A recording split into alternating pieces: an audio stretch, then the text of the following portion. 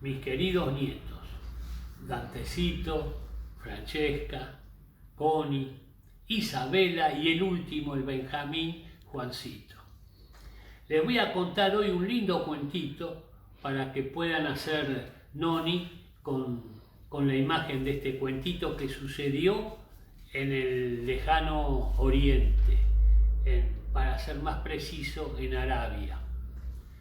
Y el cuento se llama Aladino y la lámpara maravillosa. Seguro que ustedes saben acerca de la lámpara de Aladino. Era esa que se frotaba, ¿no? Y salía el duende y demás, que le decía que cumplan los deseos. Bueno, ahora les voy a contar cómo es este cuentito. Empezamos. Era en un país muy lejano y hace mucho tiempo. Shahriar había estado de muy buen humor durante todo el día, mientras atendía a sus ministros y recibía a los embajadores de países vecinos que se acordaba del cuento de Abu Qasem y sus babuchas inmortales. Y muchas veces, a pesar suyo, se le escapaba la risa. Nuestro rey le dijo al visir: «Está muy cambiado, culpa de su hija», dijo el rey, y se quedó un buen rato pensando en Sherezada. Era sin duda una mujer extraordinaria, lo hacía reír, lo hacía llorar, lo hacía pensar, esperar, soñar y creer todo tipo de fantasías. Pulsaba su sentimiento como si fuesen las cuerdas de un laúd.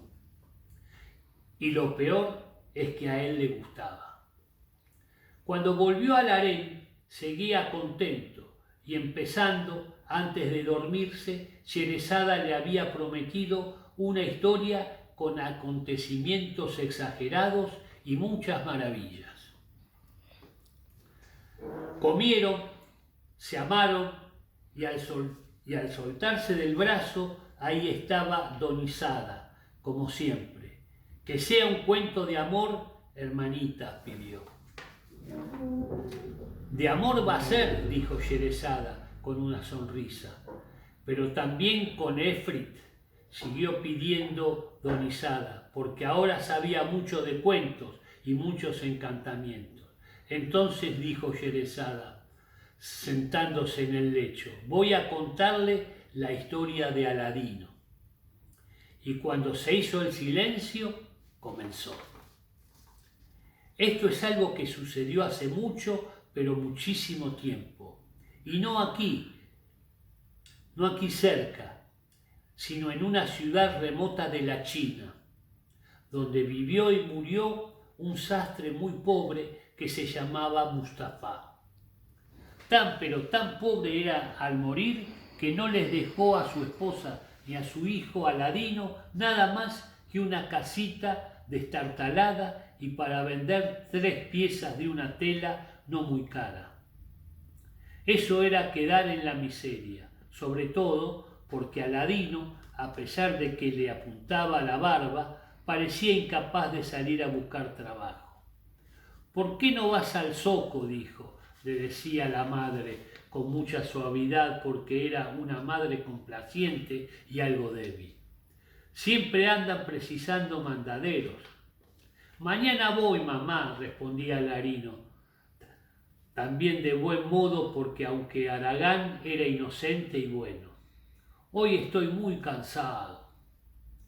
Otro día hacía demasiado calor, o tenía el pie lastimado, o le picaba la cabeza, de manera que se vendió la primera pieza de tela, se vendió la segunda y aún la tercera, sin que Aladino decidiera hacer otra cosa de su vida más que vagar por las calles de la ciudad con sus amigos o sentarse en la esquina a pasar la vida, hasta que sucedió lo que tenía que suceder. Un día en que estaba Aladino, como tantas otras tardes, haciendo pasar el tiempo con sus amigos, pasó por ahí un mercader muy viejo, con ropas tan ricas y extravagantes que llamó la atención de los muchachos.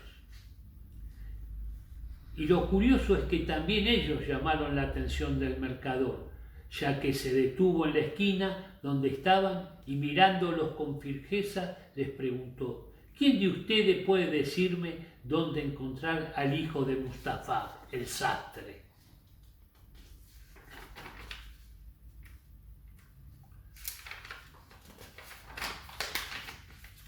Yo soy, dijo Aladino, y dio un paso al frente. Yo soy el hijo de Mustafá, el sastre.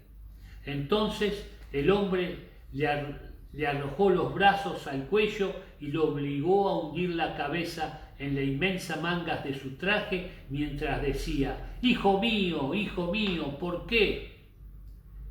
Que si no es mío, es el hijo de mi pobre hermano. Ay, ay, ay, ay de tu padre. Ay de tu pobre padre al que no pude volver. Ay de los hermanos a los que la muerte separa. Ay, ay, ay, se quejaba. Y así se pasó un buen rato gimiendo y acariciando a Aladino, lamentando la muerte de su pobre Mustafá, hasta que de todos terminaron de entender que se trataba de un tío que venía del otro lado del mundo, del Magreb, y tenía la intención de adoptar a su sobrino Aladino como hijo verdadero. Aladino pensó que correspondía invitarlo a su casa, pero no se atrevía a hacerlo porque sabía que no tendría con qué agasajarlo, y se sorprendió mucho cuando el mercader, demostrando que era capaz de leer el pensamiento, sacó una moneda de 2 dinares de la bolsa y se la entregó diciendo: quiero que le lleves esto a tu madre y le pidas que nos prepare una cena. Corrió Aladino a la casa a cumplir con el encargo y a contar la aventura. Qué raro, dijo la madre, Mustafá nunca me había dicho de un hermano que vivía en el Magreb, pero como era una mujer humilde y sabía que había en el mundo muchas cosas que ella desconocía, no preguntó más. Tomó las monedas y corrió al zoco a comprar provisiones. A su hora llegó el mercader trayendo una bolsa con dátiles tiernos como duraznos y una tinaja de vino, y se sentaron a conversar los tres en torno a los platos. Enseguida se sintieron en familia.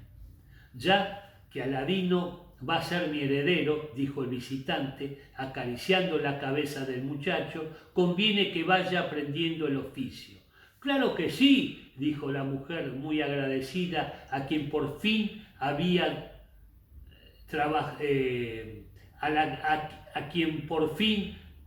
trabajar al hijo, porque era muy vago Aladino. Entonces la mujer estaba agradecida que por fin el tío iba a hacer trabajar a Aladino. De manera que el día siguiente ya iba Aladino de tienda en tienda detrás de su tío, vestido con un buen traje de seda y dispuesto a hablar de negocios y a comprar mercadería. Por la noche, gracias a los dinares que puntualmente le entregaba, compartían los tres una cena siempre abundante. Hasta que pasada la primera semana, dijo el tío que debían ir algo más lejos a concretar un buen trato. Tan lejos era que empezaron a caminar mucho antes del alba, y para cuando salió el sol ya habían dejado atrás la ciudad y se habían internado en un valle solitario y vacío, en el que no había agua, ni pájaros, ni huella de humano alguno. Aquí es, dijo el mercader, y los ojos le abrieron una gran inmensidad porque había llegado al sitio por el cual había viajado desde el fondo del Magreb hasta los confines de la China. Aladino, viendo el inhóspito del paisaje y el raro brillo en la mirada del tío, dio media vuelta y echó a correr, pero el viejo lo atrapó por la ropa, lo atrajo con violencia hacia sí y le dio una feroz bofetada. Por primera vez sospechó Aladino de las ventajas de tener un tío, y frunció el ceño porque si bien era manso, también era valiente y orgulloso. Te pido disculpa, hijito, fue un arrebato, dijo el mercader al verle la cara llena de enojo, y enseguida volvió a sonreír y a acariciarle la cabeza y a palmearle los hombros y a pellizcarle los cachetes mientras buscaba convencerlo y lo convenció. Luego le pidió que juntara ramitas y Aladino lo hizo, y armaron entre los dos una pequeña fogata a la que Margravín fue arrojado polvos. Se sacaba de adentro sus ropajes y que producía estallidos y humaredas de un olor extraño.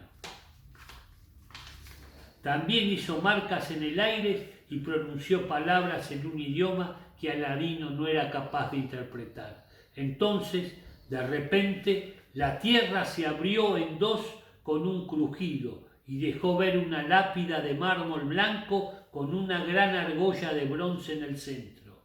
«Ahora es tu turno», dijo el viejo. «Deberás levantar la lápida y bajar a buscar el tesoro por el que atravesé medio mundo». «¿Por qué yo?», se rebeló Aladino, que se sentía incapaz no solo de meterse dentro de la tierra, sino incluso de levantar una lápida tan pesada como esa.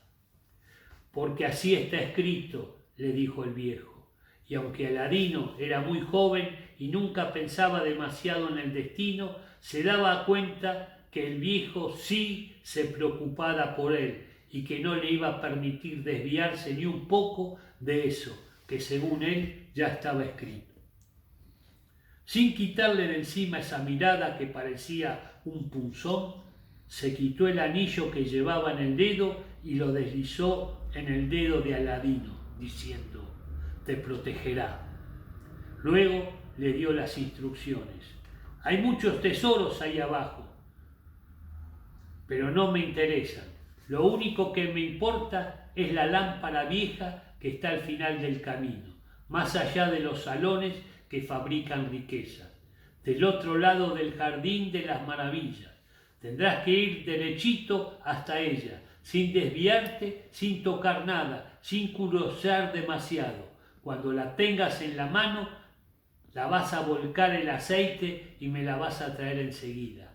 Te doy permiso para que pares a recoger algunas frutas, pero no te demores, te voy a estar esperando». Tan enrojecidos estaban los ojos del viejo y tan negras eran sus pupilas que Aladino no preguntó más y puso manos a la obra. La lápida, que dejó alcanzar con toda sencillez, como si en lugar de mármol hubiese sido solo una pluma. Hacia abajo se abría una escalera, primero era muy abrupta y Aladino tuvo que pegar un salto, pero luego se suavizaba. Desembocaba en un salón estrecho y caliente, repleto de calderos donde hervía el oro, salpicando de gotas luminosas las paredes. Aladino evitó mirar, tal como le había recomendado el tío, y pasó de largo, recogiéndose los bordes del traje para no tocar nada. Luego fueron ollas de oro repletas de plata, y luego ollas de oro y de plata rellenas hasta el borde de diamante, y nada tocó a Aladino. Después comenzó el jardín, un jardín suntuoso, con enormes árboles, cargado de frutas y flores extrañísimas y de gran fragancia. Pero nada tocó a Aladino, y nada se detuvo a mirar hasta divisar la lámpara más allá del fondo. Era pequeña, poco vistosa y parecía una lámpara de aceite común y corriente.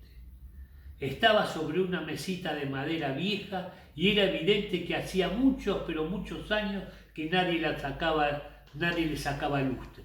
La tomó en sus manos, virtió el aceite y se la metió entre la ropa contra el pecho. En el camino de regreso quiso juntar fruto de los árboles maravillosos y notó que no eran de pulpa jugosa, sino de piedra muy brillantes y de colores extraños. Se llenó con ellos los bolsillos, las mangas y todos los pliegues de la ropa, pensando que podía regalársela a los amigos del barrio. Cuando llegó a la escalera, ya estaba ahí el viejo, asomando al pozo sus ojos desorbitados, «Dadme la lámpara», le gritó al verlo llegar. Pero Aladino no le tendió la lámpara, sino la mano. «Primero necesito que me ayudes a salir de acá adentro. He dicho que me des la lámpara», rugió el viejo. Y lo dijo de un modo tan violento y tan feo que Aladino, temiendo que le cayera en la cara una nueva bofetada, volvió a bajar la escalera y se escondió detrás de un caldero. El viejo entonces se volvió loco y empezó a gritar y a aullar y a insultar a Aladino y a toda su familia con palabras tan sucias y tan malvadas que Aladino comprendió que no se trataba de un tío ni nada que se pareciera, sino de un peligroso enemigo. Hasta que finalmente gritó: «¡Carroña de las carroñas! ¡Inmundo hijo de un sastre! ¡Que te pudras ahí adentro!». Y en el colmo de la furia, sin pensar que de ese modo perdía el tesoro que había buscado con tanto afán, empujó la lápida de vuelta a su sitio, dejándolo a Aladino ahí adentro. Aladino esperó hasta que se volvió a hacer el silencio y las pisadas del falso tío dejaron de replicar en su cabeza. Entonces se sentó a pensar. Y cuanto más pensaba, más nervioso se ponía. Y de nervioso que estaba, empezó a refregarse las manos y a pasárselas por la cabeza, desesperado al ver que no había salida. Fue entonces que el anillo de margarín, en el que Aladino no había vuelto a pensar, nació una luz, luego una humareda y luego un nefrit completo que se inclinó frente a él y dijo: «Soy el servidor del anillo en la tierra, en el aire y en el agua. ¿Cuál es tu deseo?». Y Aladino, por supuesto, pidió volver a su casa y estar sentado con su madre frente a un riquísimo plato de cordero. Así fue. Antes de contar hasta 3, ya estaba abrazándose con la madre, que no se explicaba de dónde había salido ese guiso de cordero que humeaba en el fuego contándole las extrañas aventuras. «Esto no me gusta nada, hijo», dijo la pobre mirando la piedra que brillaba como soles. «Ese hombre es un mago y estas son cosas de hechicería». «Podríamos vender la lámpara en el zoco», dijo Aladino, «aunque es vieja y no vale mucho, aunque tal vez si la lustro un poco». Y tomó ceniza de un trozo de paño y empezó a lustrarla. Entonces de adentro de la lámpara empezó a salir un humo resplandeciente que terminó por convertirse en un efrit inmenso. El efrit es como un hombre grande, es decir, que produce milagros. Así se llama el efrit. Es como si fuera el genio de la lámpara. «Soy el servidor de la lámpara en la tierra y en el aire y en el agua. ¿Cuál es tu deseo?». Aladino no tenía nada pensado, de manera que pidió un plato de dátiles y otro de almendras, más un traje para la madre porque el que tenía estaba hecho jirones. Y eso fue todo, porque Aladino hizo caso a su madre, guardó la lámpara, el anillo, las piedras de colores con un baúlcito que tenía y resolvió ganarse la vida trabajando, como cualquier otro muchacho. Nunca intentó vender las piedras y hay que reconocer que solo en momentos difíciles recurrió a los genios proveedores y solo para pedir comida y cosas sencillas. Tal vez no habríamos vuelto a saber de todas las maravillas de no haber sido por Barul Budur. Budrul Budur era la hija del rey de la China y tan hermosa que era, cuando ella amanecía en la ventana, la luna se avergonzaba y se escondía sintiéndose fea. Un día salió de paseo por la ciudad. Iba en un palanquín de seda, rodeado de esclavas y de esclavos, de soldados, de caballos y elefantes, y tan envuelta en velos de oro que solo se le veían las manos y se le traslucían apenas los labios y los ojos bajo el arco teñido de la ceja. pero bastó, Aladino la vio pasar y adivinó la hermosura que los velos le negaban, y el pecho se le encendió y convirtió en brasa viva. Sentía que sin poder evitarlo, los ojos primero y luego el cuerpo entero quería irse detrás de la princesa, sin considerar que el hijo de un sastre no podía mirar tan alto. Pero Aladino miraba hacia donde quería porque, aunque mucho más sabio ahora y tan trabajador como cualquiera, seguía siendo un joven apasionado y lleno de fantasía. Volvió a su casa diciendo que se iba a casar con la princesa. «¿Estás loco, hijo?», le dijo la madre, que era mucho más humilde y mucho menos fantasioso.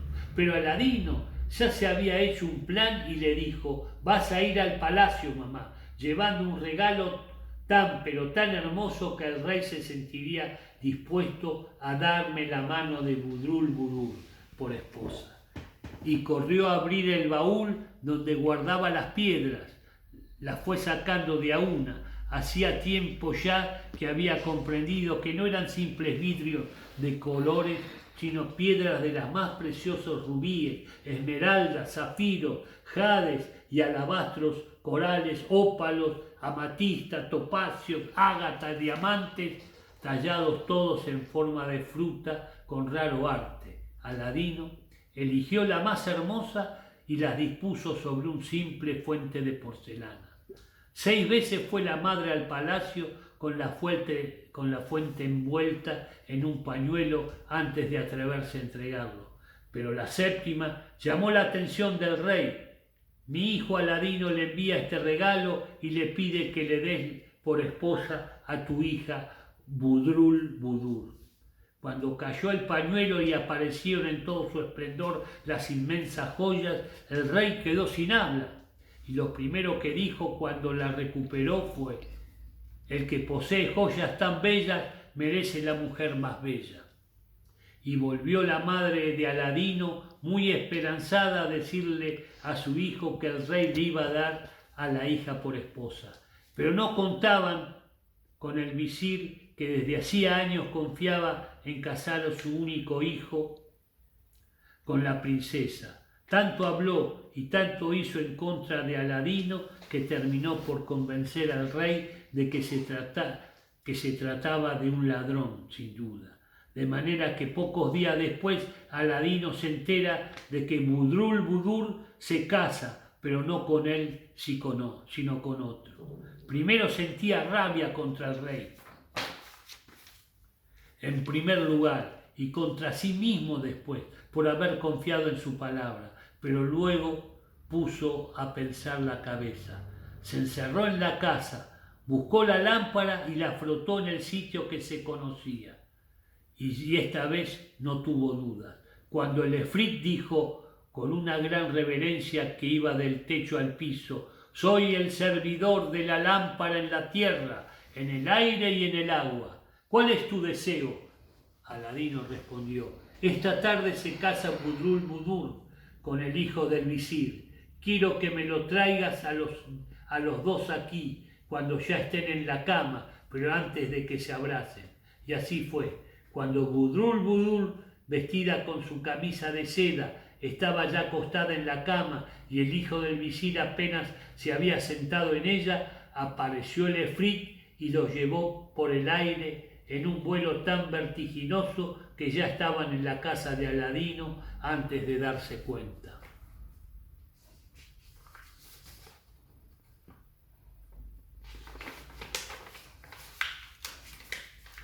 «Ahora quiero que encierres al novio en alguna letrina, de las más malolientes que encuentres en la ciudad», dijo Aladino. Y pensó: «El visir y su hijo me jugaron sucio y ahora soy yo el que va a ensuciarlos». Y el efrit cumplió con la orden. Mientras tanto, Aladino, sin decir una palabra, tomaba el lugar del novio junto a la princesa, que estaba muy asustada. «Te amo, Budrul Budur», dijo Aladino, «pero no tocaré la punta de tu camisa ni el más delgado de tus cabellos, y mientras decía esto ponía una espada desenvainada acostada entre él y la muchacha. Solo quiero demostrarle a tu padre, el rey, quién es el más poderoso. Y pasó la noche cantándole poesías y contándole cuentos.